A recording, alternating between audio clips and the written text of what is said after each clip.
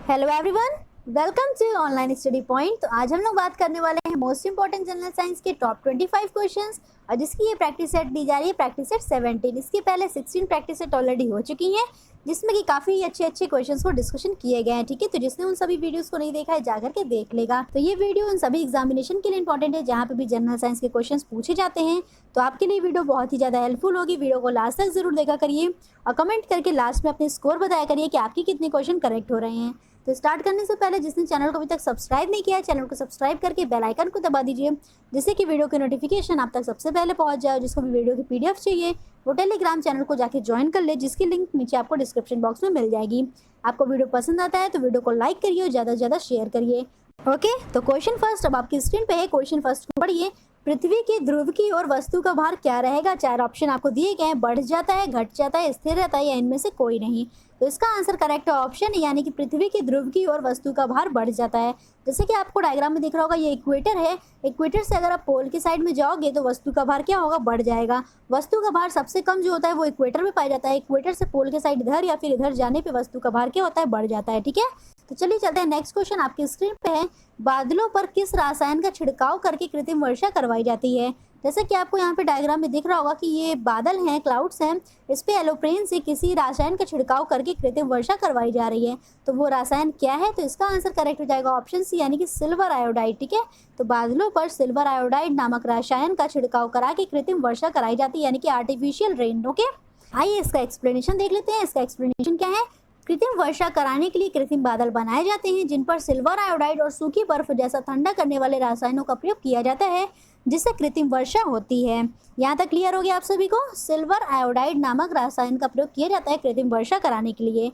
चलिए चलते हैं। नेक्स्ट क्वेश्चन आपकी स्क्रीन पे है। बिना मिट्टी के पौधों को पोषक तत्वों से युक्त घोल में उगाने की क्रिया क्या कहलाती है? जैसा कि आपको यहाँ पे डायग्राम में दिख रहा होगा कि ये जितने भी सारे पौधे उगे हैं ये क्या है? बिना मिट्टी के उगे हैं। तो बिना मिट्टी के पौधों को पोषक तत्वों से युक्त घोल में उगाने की क्रिया क्या कहलाती है? इसका आंसर करेक्ट है ऑप्शन बी यानी कि हाइड्रोपोनिक्स। ओके, क्या कहलाती है? तो हाइड्रोपोनिक्स कहलाती है। आइए देख लेते हैं इसका एक्सप्लेनेशन थोड़ा सा। जल संवर्धन या हाइड्रोपोनिक्स एक ऐसी तकनीक है जिसमें फसलों को बिना खेत में लगाए केवल पानी और पोषक तत्वों से उगाया जाता है। इसे जलीय कृषि भी कहते हैं। ठीक है, तो इसे जलीय कृषि भी कहते हैं। और पौधे उगाने की यह तकनीक पर्यावरण के लिए काफ़ी सही होती है।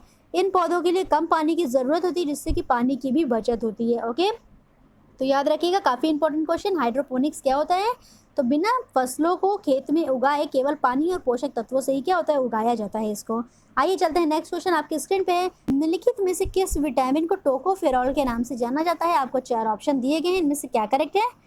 तो इसका आंसर करेक्ट है ऑप्शन सी यानी कि विटामिन ई को टोकोफेरॉल के नाम से जाना जाता है।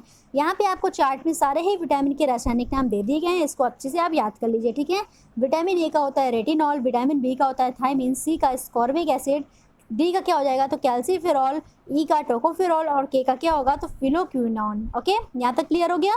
रथ पर एक टॉफी, इस तरह से भी आपको ट्रिक दी जाती है, उससे भी आप लोग याद कर सकते हो। ठीक है, तो चलिए चलते हैं नेक्स्ट क्वेश्चन पे। नेक्स्ट क्वेश्चन आपकी स्क्रीन पे है। नेक्स्ट क्वेश्चन को पढ़िए। अधातु के ऑक्साइड प्रायः होते हैं। अधातु के ऑक्साइड क्या होते हैं ये आपको बताना है। अधातु क्या हो जाएगा? यानी कि नॉन मेटल्स। तो नॉन मेटल के ऑक्साइड प्रायः कैसे होते हैं ये बताइए जल्दी से। तो इसका आंसर करेक्ट हो जाएगा ऑप्शन बी यानी कि अम्लीय होते हैं। ठीक है, नॉन मेटल्स के ऑक्साइड अम्लीय होते हैं। आइए चलते हैं नेक्स्ट क्वेश्चन पे। पहले इसका एक्सप्लेनेशन थोड़ा सा देख लीजिए।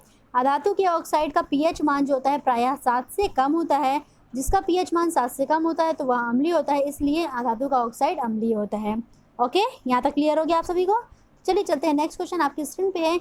जंग का रासायनिक सूत्र क्या होता है? जंग का आपको रासायनिक सूत्र बताना है क्या होता है। तो इसका आंसर करेक्ट है ऑप्शन सी यानी कि Fe2O3.XH2O। इस ऑप्शन में तो आपको अदर ऑप्शन में कहीं पे आयरन दिख ही नहीं रहा था, तो आपको आंसर क्लियर हो रहा होगा। पर अगर सारे ही ऑप्शन में आपको आयरन से रिलेटेड कुछ दे दिया जाए, ठीक है, तो इस तरह से आपको पता करना है जंग का रासायनिक सूत्र क्या है। तो इसका आंसर करेक्ट हो जाएगा Fe2O3.X मोल ऑफ H2O। ठीक है, X मोल्स ऑफ H2O। यहाँ तक क्लियर हो गया? ओके, तो क्वेश्चन 7 अब आपकी स्क्रीन पे है। क्वेश्चन 7 को पढ़िए। आकाश गंगा वर्गीकृत की गई है। आपसे पूछ रहा है कि आकाश गंगा किस रूप में वर्गीकृत की गई है। तो जैसे कि आपको डायग्राम से क्लियर हो रहा होगा, इसका आंसर करेक्ट है ऑप्शन यानी कि सर्पाकार गैलेक्सी के रूप में। ठीक है, आइए इसका एक्सप्लेनेशन देखिए। आकाश गंगा उस आकाश गंगा का नाम है जिसमें हमारा सौरमंडल स्थित है। आकाश गंगा की जो आकृति होती है वो एक सर्पिल गैलेक्सी के रूप में है जिसका एक बड़ा केंद्र है और उससे निकलती हुई कई वक्र भुजाएं हैं। हमारा सौरमंडल इसके शिकारी यानी कि हंस भुजा पर स्थित है। यहाँ तक क्लियर हो गया। तो आकाशगंगा में हमारा सौरमंडल स्थित है और इसका आकार कैसा है, तो इसकी आकृति एक सर्पिल गैलेक्सी की तरह है, जैसा कि आपको डायग्राम से क्लियर हो गया था। चलिए चलते हैं नेक्स्ट क्वेश्चन पे। प्राकृतिक रबड़ एक बहुलक है, तो प्राकृतिक रबड़ किसका बहुलक है ये आपको बताना है। तो इसका आंसर करेक्ट ऑप्शन बी यानी कि आइसोप्रिन का। ठीक है, तो प्राकृतिक रबड़ जो है वो आइसोप्रिन का एक बहुलक है। आइए इसका एक्सप्लेनेशन समझिए कि आइसोप्रिन क्या होता है। प्राकृतिक रबड़ आइसोप्रिन का बहुलक होता है, जिसका फॉर्मूला क्या है, CH2 double bond CCH3 single bond CH double bond CH2। इसका IUPAC नेम क्या है, तो IUPAC नेम है 2-मेथिल-1,3 ब्यूटा डाइएनल। ब्यूटा क्यों, क्योंकि 4 कार्बन है। ठीक है, और प्राकृतिक रबड़ को रबड़ के पौधे से लैक्टेस के रूप में प्राप्त किया जाता है, जैसे कि आप लोगों को डायग्राम में दिखा था। चलिए चलते हैं नेक्स्ट क्वेश्चन आपके स्क्रीन पे है। यदि 2 आदमी चंद्रमा की सतह पर बातचीत करेंगे तो वे, 4 ऑप्शन है, इनमें पढ़िए, बताइए क्या हो जाएगा इसका आंसर करेक्ट। तो इसका आंसर करेक्ट है ऑप्शन सी, यानी कि वे एक दूसरे की आवाज़ नहीं सुन सकते हैं। तो वे एक दूसरे की आवाज़ क्यों नहीं सुन सकते हैं, क्योंकि वहाँ पे वायुमंडल का अभाव पाया जाता है। तो आइए देखिए इसका एक्सप्लेनेशन क्या है। यदि 2 आदमी चंद्रमा की सतह पर बातचीत करते हैं तो वे एक दूसरे की आवाज़ नहीं सुन सकते हैं, क्योंकि ध्वनि के संचरण के लिए माध्यम की आवश्यकता होती है और चंद्रमा पर कोई वायुमंडल ही नहीं है, तो उनकी ध्वनि एक दूसरे को नहीं सुनाई देगी। ओके, यहाँ तक क्लियर। चलिए चलते हैं नेक्स्ट क्वेश्चन आपके स्क्रीन पे। सिंदूर का रासायनिक नाम क्या है। बहुत ही ज़्यादा एग्जामिनेशन में पूछे जाने वाला क्वेश्चन है ये। सिंदूर का रासायनिक नाम क्या है, इसका आंसर बताइए जल्दी से।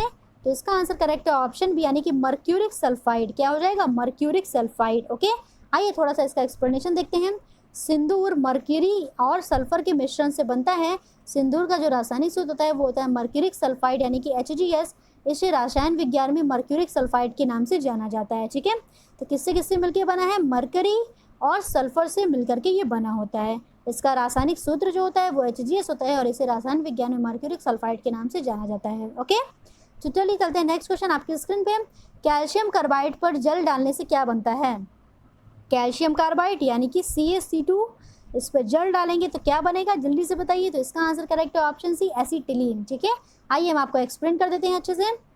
तो कैल्शियम कार्बाइड पर जल डालने से एसिटिलीन बनता है। आप लोग इसमें देखिए CaC2 + 2H2O से क्या बन रहा है, CaOH का होल ट्वाइस प्लस C2H2, इसी को बोलते हैं एसिटिलीन। इसको क्या बोलते हैं, तो इसको बोलते हैं एसिटिलीन। ओके, क्लियर हो गया। तो चलिए चलते हैं नेक्स्ट क्वेश्चन आपकी स्क्रीन पे। सेलुलोज की भित्ति किसके सेलों में पाई जाती है। काफ़ी इंपॉर्टेंट क्वेश्चन है और बहुत ही ज़्यादा फेमस क्वेश्चन भी है, ये सबको पता होगा इसका आंसर लगभग। तो सेलुलोज की भित्ति जो होती है वो पौधों में पाई जाती है। पौधों की भित्ति किसकी बनी होती है, तो सेलुलोज की बनी होती है। ओके, सेलुलोज एक कार्बनिक यौगिक है। यह एक बहुशर्करा है जिसमें एक ही प्रकार का अणु लगातार जुड़ने से हजारों अणुओं वाला पॉलीमर भी बन जाता है। और बहुत सारे हरे पौधों की जो कोशिका भित्तियाँ होती हैं वो सेलुलोज की बनी होती हैं। जीव जगत में इसका बहुत ही ज़्यादा महत्व भी है। ओके, यहाँ तक क्लियर। तो चलिए चलते हैं next question. Most important question, गतिज ऊर्जा और संवेग के बीच क्या संबंध है। काफ़ी बार पूछे जाने वाला क्वेश्चन है, गतिज ऊर्जा और संवेग के बीच संबंध क्या है। तो इसका आंसर करेक्ट है ऑप्शन बी, यानी कि kinetic energy is equals to P² divided by 2m, जहाँ पे P क्या है, तो P है संवेग यानी कि मोमेंटम। ओके, इसका हम एक्सप्लेन कर देते हैं अच्छे से। इसका एक्सप्लेनेशन देख लीजिए। Kinetic energy is equals to क्या होती है, तो काइनेटिक एनर्जी होती है ½ mv²। क्या होती है, ½ mv²। और momentum P is equals to क्या होता है, तो momentum P is equals to होता है mv। ठीक है, momentum P is equals to क्या होता है, mv। अगर हम यहाँ से v की वैल्यू निकालेंगे तो v की वैल्यू क्या आ जाएगी, P divided by m। P divided by m यहाँ से आ गई v की वैल्यू। यही v की वैल्यू आप उठा करके यहाँ पे रख दीजिए। ठीक है, यही v की वैल्यू आप उठा के यहाँ पे रखोगे तो क्या आ जाएगा, ½ m, और v की जगह पे रख देंगे तो आ जाएगा P² बाय m का स्क्वायर। P² बाय m का स्क्वायर, एक m से एक m आप कैंसिल कर लो तो क्या आ जाएगा, P² बाय 2m। और यही आपका आंसर करेक्ट था। P² बाय 2m किसकी वैल्यू है, तो ये काइनेटिक एनर्जी के बराबर है। क्लियर हो गया आपको सभी एकदम अच्छे से। ओके, तो चलिए चलते हैं नेक्स्ट क्वेश्चन पे। नेक्स्ट क्वेश्चन आपकी स्क्रीन पे है। अवतल लेंस से बनने वाला प्रतिबिंब कैसा होगा। अवतल लेंस यानी कि कॉनकेव लेंस, प्रतिबिंब यानी कि इमेज। तो कॉनकेव लेंस की इमेज कैसी होती है ये बताना है आपको। तो इसका आंसर करेक्ट है ऑप्शन बी, सदैव आभासी। ठीक है, सदैव आभासी होती है यानी कि इमेजनरी होती है। आइए इसका थोड़ा सा एक्सप्लेनेशन देखिए। अवतल लेंस से बनने वाला प्रतिबिंब आभासी, काल्पनिक, सीधा और छोटे आकार का होता है। यदि मान लीजिए ये आपने वस्तु रखी है तो वस्तु से छोटा होगा, सीधा होगा और कैसा होगा, तो इमेजनरी होगा। ओके, इमेजनरी होगा, ये चीज़ याद रखिएगा। ठंडे देशों में सर्दियों में कारों के रेडिएटर्स में पानी में एथिलीन ग्लाइकोल मिलाया जाता है। इसका क्या परिणाम है, जल्दी से बताइए। इसका आंसर क्या हो जाएगा, तो इसका आंसर करेक्ट है ऑप्शन डी यानी कि जमाव बिंदु को नीचा करना। जमाव बिंदु यानी कि जमने की दर को क्या कर देना, नीचा कर देना। आइए देखिए इसका एक्सप्लेनेशन क्या है। एथिलीन ग्लाइकोल एक एंटी फ्रिज पदार्थ होता है। इसे ठंडे देशों में सर्दियों में कार के रेडिएटर्स में पानी के साथ मिलाया जाता है। यह हिमांक को कम करने के साथ जल के क्वथनांक में वृद्धि करने में भी मदद करता है। ठीक है, हिमांक को कम करेगा और जल के क्वथनांक में वृद्धि करने में मदद करेगा। यहाँ तक क्लियर है? तो क्वेश्चन 16 को पढ़िए। क्वेश्चन 16 आपके स्क्रीन पे रसोई गैस मिश्रण है। रसोई गैस किसका मिश्रण है? तो यह ब्यूटेन एवं प्रोपेन का मिश्रण होता है। ठीक है, आप लोग कमेंट में ये करके बताओ कि रसोई गैस में ऐसा कौन सा पदार्थ मिलाया जाता है जिससे कि जब लीकेज होती है तो लीकेज के समय पे स्मेल उसकी समझ में आती है। ठीक है ना, उसकी स्मेल समझ में आती है। तो ये कौन से पदार्थ की वजह से होती है, ये आप लोग कमेंट करके बताओ। ओके, तो रसोई गैस मिश्रण होता है ब्यूटेन एवं प्रोपेन का। आइए चलते हैं नेक्स्ट क्वेश्चन पे। आपकी स्क्रीन पे है ताजमहल का रंग सफ़ेद से पीला किस कारण से होता है? ताजमहल का जो रंग है वो सफ़ेद से हल्का पीला हो गया है, वो किस वजह से हुआ है? तो इसका आंसर करेक्ट है ऑप्शन बी यानी कि अम्लीय वर्षा की वजह से। और अम्लीय वर्षा की वजह से ही मथुरा में जो कारखाने थे उनको बंद करवा दिया गया है। कारखानों से क्या इफेक्ट पड़ता है? तो कारखानों से क्या निकलती है, नाइट्रोजन डाइऑक्साइड और सल्फर डाइऑक्साइड जैसी गैसें निकलती हैं जो अम्ल वर्षा कराने में महत्वपूर्ण योगदान रखती हैं। इन्हीं की वजह से क्या होती है, अम्ल वर्षा होती है। ठीक है, आइए इसका एक्सप्लेनेशन थोड़ा सा देखिए। अम्लीय वर्षा प्राकृतिक रूप से ही अम्लीय होती है। इसका कारण है कि पृथ्वी के वायुमंडल में सल्फर डाइऑक्साइड और नाइट्रोजन डाइऑक्साइड जल के साथ क्रिया करके नाइट्रिक अम्ल और गंधक का तेजाब बना लेती है। ठीक है, तो इस वजह से अम्ल वर्षा होती है। अम्ल वर्षा के महत्वपूर्ण घटक क्या हैं? तो सल्फर डाइऑक्साइड और नाइट्रोजन डाइऑक्साइड हैं। क्लियर हो गया यहाँ तक? क्वेश्चन 18 अब आपकी स्क्रीन पे है। क्वेश्चन 18 को पढ़िए। कौन सी गैस सिगरेट लाइटर से निकलती है? जल्दी से बताइए कौन सी गैस सिगरेट लाइटर से निकलती है? तो इसका आंसर करेक्ट है ऑप्शन यानी कि ब्यूटेन गैस। ठीक है, ब्यूटेन गैस सिगरेट लाइटर से निकलती है। आइए चलते हैं नेक्स्ट क्वेश्चन पे। नेक्स्ट क्वेश्चन आपकी स्क्रीन पे है। मनुष्य की आंख कितने मेगापिक्सल की होती है? कैमरा तो मेगापिक्सल आप सबको पता होगा कि आपके फ़ोन का मेगापिक्सल कितना है। अब आप मनुष्य की आंख का बताइए कितने मेगापिक्सल की होती है? तो इसका आंसर करेक्ट है ऑप्शन यानी कि 576 मेगापिक्सल। ठीक है, 576 मेगापिक्सल जो होती है वो मनुष्य की आंख होती है। यहाँ तक क्लियर हो गया? चलिए चलते हैं नेक्स्ट क्वेश्चन पे। नेक्स्ट क्वेश्चन आपके स्क्रीन पे। विद्युत बल्ब को भरने में प्रयोग किया जाता है। विद्युत बल्ब को भरने में कौन सी गैस का प्रयोग किया जाता है, ये आपको बताना है। तो इसका आंसर करेक्ट है ऑप्शन बी यानी कि आर्गन गैस। ठीक है, विद्युत बल्ब में भरी हुई होती है। आइए इसका एक्सप्लेनेशन देख लेते हैं थोड़ा सा। विद्युत बल्ब के अंदर आर्गन गैस भरी होती है।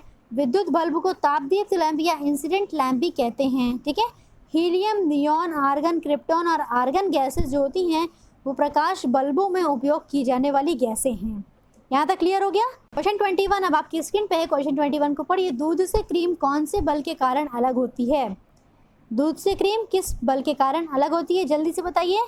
तो इसका आंसर करेक्ट है ऑप्शन सी यानी कि सेंट्रीफ्यूगल फोर्स की वजह से। ठीक है, तो हमने आपको एक बार बताया था कि वॉशिंग मशीन में जो बल कार्य करता है वो कौन सा बल होता है, तो ये भी वही होता है, सेंट्रीफ्यूगल फोर्स ही। सेंट्रीफ्यूगल फोर्स क्या होता है, आइए इसका एक्सप्लेनेशन समझ लेते हैं। जब कोई वस्तु किसी वृत्ताकार मार्ग पर चल रही होती है तो उस पर कोई बल एक वृत्त के केंद्र पर कार्य करता है।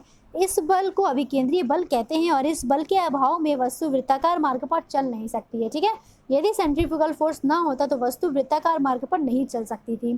तो चलिए चलते हैं अब हम लोग नेक्स्ट क्वेश्चन पे। नेक्स्ट क्वेश्चन आपकी स्क्रीन पे। बायोगैस किस क्रिया द्वारा उत्पन्न होती है? बायोगैस किस क्रिया के द्वारा उत्पन्न की जाती है, ये आपको बताना है। तो इसका आंसर करेक्ट है ऑप्शन दी किण्वन यानी कि फर्मेंटेशन की वजह से। ठीक है, तो बायोगैस फर्मेंटेशन की वजह से उत्पन्न होती है। आइए थोड़ा सा इसका एक्सप्लेनेशन देखते हैं।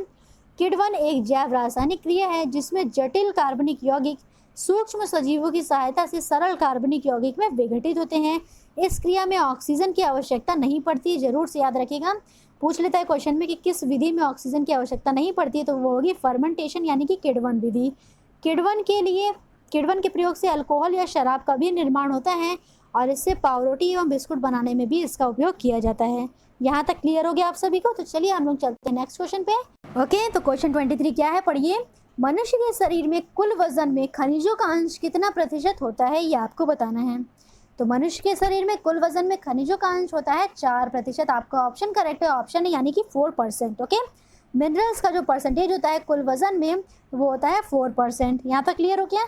हमने आपको बताया था कि मनुष्य के शरीर में कितने प्रतिशत ब्लड होता है। आप लोग कमेंट करके बताओ इसका कि मनुष्य के शरीर में कितने प्रतिशत ब्लड होता है। आइए चलते हैं नेक्स्ट क्वेश्चन पे। नेक्स्ट क्वेश्चन आपके स्क्रीन पे है। प्रोटीन को निम्न में से कौन सा एंजाइम पचाता है? प्रोटीन को निम्नलिखित में से कौन सा एंजाइम पचाता है? तो इसका आंसर करेक्ट है ऑप्शन बी यानी कि ट्रिप्सिन। ठीक है। ट्रिप्सिन एंजाइम क्या करता है, तो यह प्रोटीन को पचाने में मदद करता है। आइए चलते हैं नेक्स्ट क्वेश्चन पे। नेक्स्ट क्वेश्चन आपकी स्क्रीन पे है। किसी वस्तु का जड़त्व मापने की इकाई निम्नलिखित में से क्या है।